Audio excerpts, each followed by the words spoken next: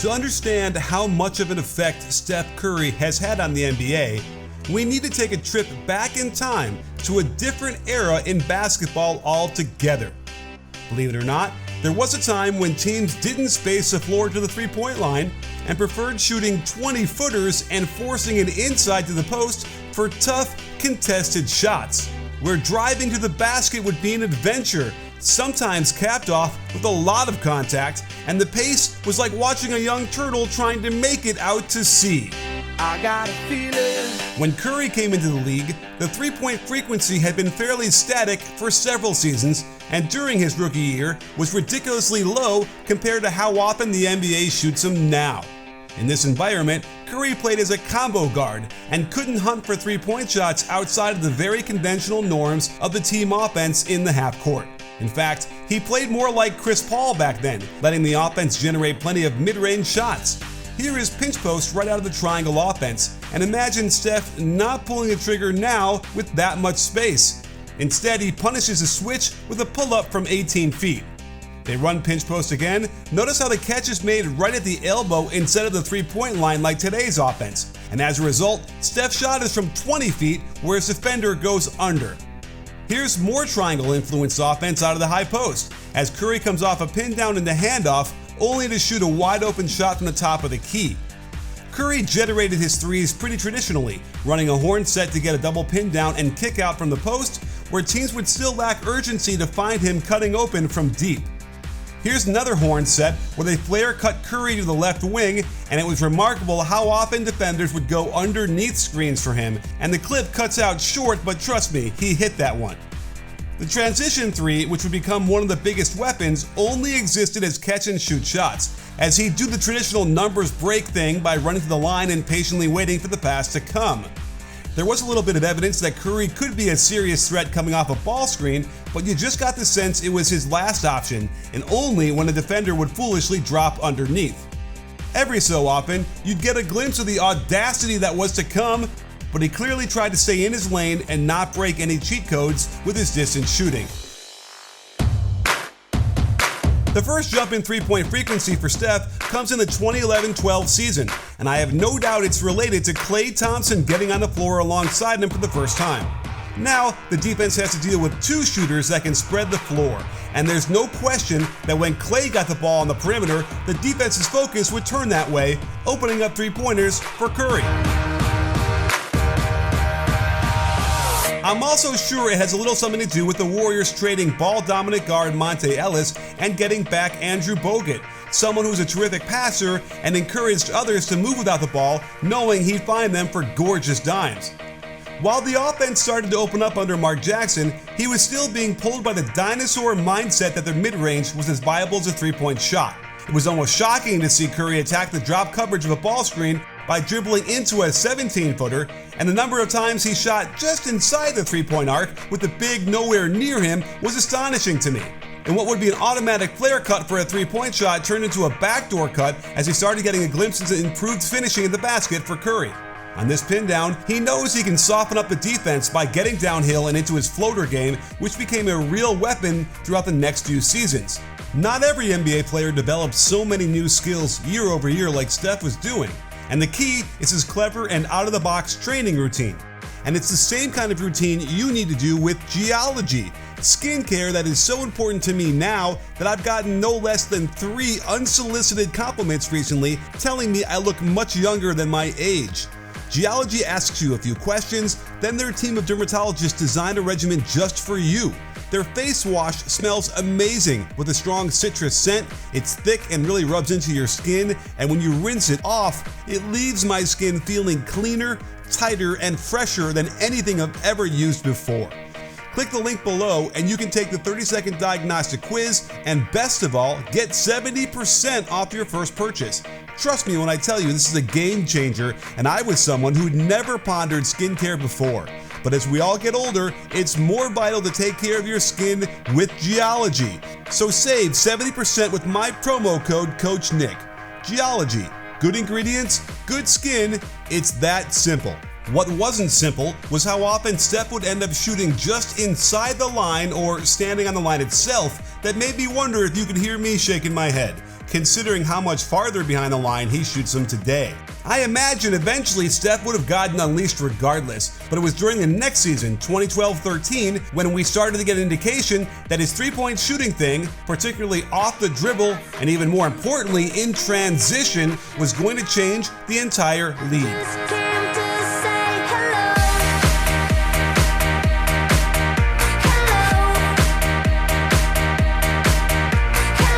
Finally, we got to see some of his off-the-dribble isolation attacks, plus his moving without the ball, and his teammates' radar to find him in any angle from any distance to see him hoist up 13 makes on his way to 54 points on the national stage in the mecca of basketball, Madison Square Garden. Most importantly, he began to hunt the three-point shot out of the pick and roll, something that just wasn't that common 10 years ago in the NBA. He continually caught the big men sinking too low, while also getting very physical screens set for him that put Curry's defender far enough away that quick release off the bounce was impossible to stop.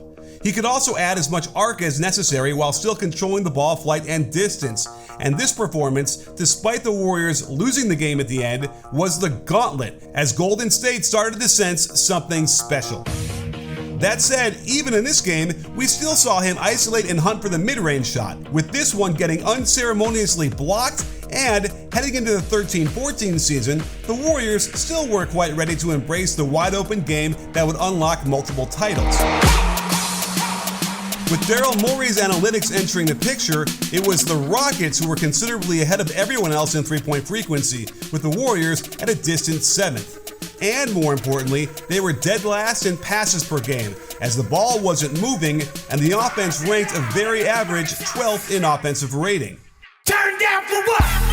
And this culminated in a tough 7-game loss in the first round of the playoffs when the Warriors still weren't taking advantage of the three ball as the Clippers matched them for makes per game and were very close in three-point frequency and actually shot better than the Warriors in terms of percentage. Here, we see the Warriors run triangle offense high post with a double pin down on the weak side for Steph. And this is where we start to see the shot fake, sidestep to stay behind the line, then shoot the three ball. Back then, most defenses were ecstatic to make a shooter dribble and relocate, but Steph is shooting a completely wide open shot. Here's the same play with CP3 switching off, but Matt Barnes unable to keep up around the second pin down. The point is, the Warriors are still hunting very traditional three-point shots of the catch-and-shoot variety. I like this variation where Curry breaks off his route around the double screen to pop back out to the top. Again, the defense used to celebrate making a shooter dribble the ball and relocate. Steph is starting to figure out how to avoid the dreaded mid-range by staying back behind that line. Hey sports fans, Coach Nick here, and really quickly, I'm getting kind of close to 1 million subscribers. So if you're liking this video and all of our other content, please hit that subscribe button and get me there a little bit quicker. We also got a little taste of what has become one of his signatures: deep penetration into the lane, only to kick it out and rapidly replace to the corner for a three. This is still the catch and shoot variety, which can limit the volume of threes taken over a series. And while this clever around the world set ultimately becomes a three-point shot off the dribble, it's clear the opening is generated by Curry's off-ball movement. And shots like this were the reason the Warriors got this series to 7 games. Here's that same play, and this time Blake Griffin switches onto Curry and is simply not going to let him shoot the three. And Curry hadn't started shooting step-back threes yet, opting to find an opening to get to the basket where the defense is forced to foul. In a tight game, down 1 in the 4th, knowing how Steph plays now, can you believe he passed up this much space coming around the ball screen?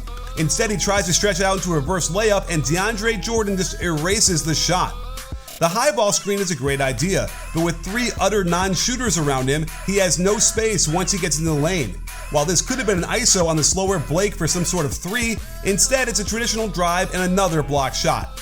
Down 3-2, Steph gets that same switch, and this time it felt like he was getting it, as the ISO should have generated a good look from behind the arc. But instead, he's still taking the worst shot in basketball, 1 step inside the arc. He hasn't quite figured out the secret yet.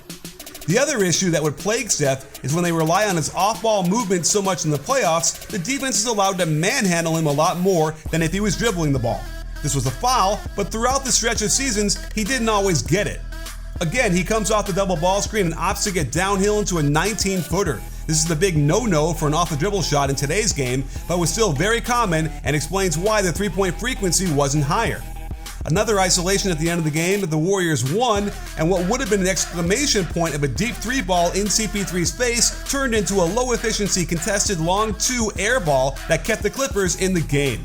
This continued to happen deep in the fourth, and I'm not saying he would have made the isolation threes, but I want to point out how common it was for Steph to get into that mid-range and try to generate something versus how he plays today.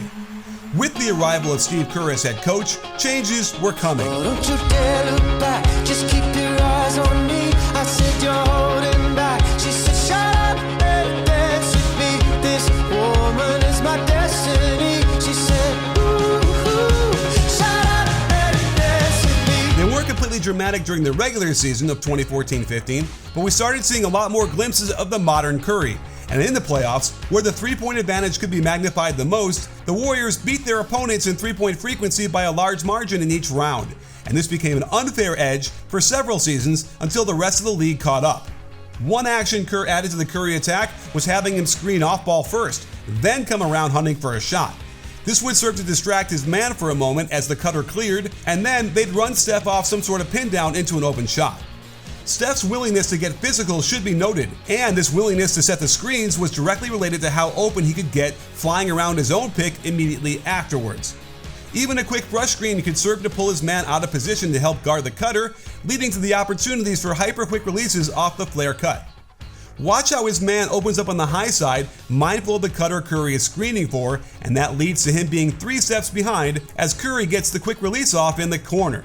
And they also use his screening into handoffs out top in an ode to the triangle offense, the attack Steve Kerr played in while winning titles with the Chicago Bulls. Even more evidence of the triangle offense was the implementation of the low post split, where a passer on the wing would enter the ball to the low post, then go screen for a shooter out top. Those two players split in different directions, hoping the defense gets confused and out of position, enabling an open shot from behind the line. This became their bread and butter play till this day, as defenses have still done a poor job defending it. But in their defense, when you've got Steph Curry involved, it's almost impossible to stop, especially when there's so much organic flow out of it. Watch Curry come all the way around the strong side, then weak side curl action that collapses the defense, and the one more pass finds Steph wide open in the corner for the triple. But it was clear that the secret to unlock the Warriors' offense was long-range bombing off the dribble. Curry finally stopped shooting long twos in favor of isolating on big men after a pick-and-roll switch, and incorporating all manners of step-backs and sidesteps into his repertoire. No longer was he getting stuck in no man's land, or committing as many turnovers once he started heaving up more shots off the dribble. It's no coincidence that his turnover percentage went down dramatically and has stayed down the rest of his career once he started shooting more and more threes off the dribble, which in turn stretched the defense farther and farther out on the floor. And this culminated in a title for the Warriors, with Curry winning his first NBA MVP, as he turned in an all-time season despite only playing less than 33 minutes a game and sitting out a ton of fourth quarters because they were up by so much. Look at the difference in three-point attempts and makes per game during the regular season. They were outscoring their opponents by 10.5 points per game from behind the line, playing a style that was light years ahead of most of their opponents, and it would take another 2 seasons before the rest of the league caught up. The next season was when Curry finally unleashed himself off the dribble from deeper and deeper, extending his range several feet and pulling the defense so far out of position they were already screwed before he crossed half court. If his first MVP stats were impressive, it was this season that destroyed any normalcy to long-distance shooting, and it led to his Warriors shattering offensive records as well as most wins ever in a regular season. I got that sunshine in my pocket, got that good soul in my feet. I feel that hot blood in my body when it drops. Ooh, I can't stop the feeling. So just dance, dance, dance. I can't stop the feeling. No team could handle being outscored from behind the line so consistently as the Warriors were doing, culminating in this incredible game winner in OKC against their biggest rival to date, as the sheer audacity to rise up from that far in that situation was unprecedented and gave us a glimpse into what we'd see in the conference finals, where the Warriors vastly outshot the Thunder but needed absolute heroics from Klay Thompson in Game 6, utilizing the 3 of course, before hitting 10 more threes in Game 7 to win going away. In the finals, they continued to utilize the three ball to a huge advantage, building what would have been an insurmountable 3-1 lead until their best defensive player got suspended in Game 5 and their best big man went down with an injury for the final 2 games. Despite outscoring the Cavaliers by 6 threes per game over the final 3 games, they couldn't hang on to the ball, finish plays, or, in the biggest irony of them all, stop the toughest type of three to make as their historic season ended with a loss. But Curry opened everyone's eyes to the possibilities of long-distance shooting, and the Rockets took the baton and tried to push it even further, practically forcing the rest of the league to follow suit or be stuck playing an outdated game where guaranteed losses would pile up. We're seeing the Steph Curry effect at all levels of basketball now, and whether you agree that it's made the game better or turn away in dismay at what your image of basketball has become, there is no denying that Steph Curry not only changed the game of basketball in ways more profound than just about any other player ever, but he entertained us in ways we couldn't imagine, as well as inspired everyone to aim for greatness no matter their size or athletic ability, since the three-point shot is the great equalizer.